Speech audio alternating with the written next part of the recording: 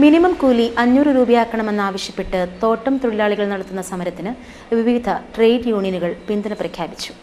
സമരസഹായ സമിതി രൂപീകരണം നടന്നു.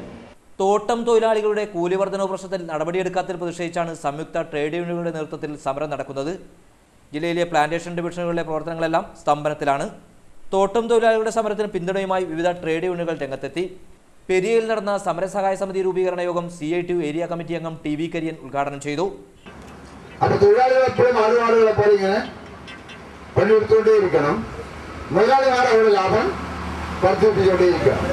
ഇതിപ്പോൾ ഒരു തേയിലത്തോട്ടത്തിലോ ഒരു മറ്റു പ്ലാന്റ് ഇതുപോലുള്ള കശുവണ്ടി തോട്ടത്തിലോ മാത്രമൊരു വിഷയമല്ല.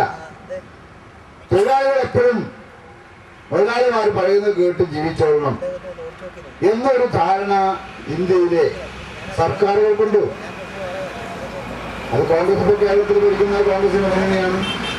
അതുപോലെ തന്നെ രാജ്യത്ത് ഭരിക്കുന്നത് BJP ആണ്. അതൊക്കെ അത് ഇതിന് ഭരണവർഗ രാഷ്ട്രീയ പാർട്ടികളും അവരുടെ നയത്തിന് മാറ്റം വരുന്നത് തയ്യാറാകുന്നില്ല എന്നാണ് ഏറ്റവും പ്രധാനപ്പെട്ട പ്രശ്നം. സമരപ്പന്തലിൽ കഞ്ഞിവെച്ച് കുടിച്ചാണ് തൊഴിലാളികൾ സമരം നടത്തുന്നത്. AV രവീന്ദ്രൻ അധ്യക്ഷനായി. Gangadharan Pallikkappil, M Kunhambu, N Balakrishnan, Damodaran Thannott, MV Sureshan, P Narayanan, K ഓമന തുടങ്ങിയവർ സംസാരിച്ചു.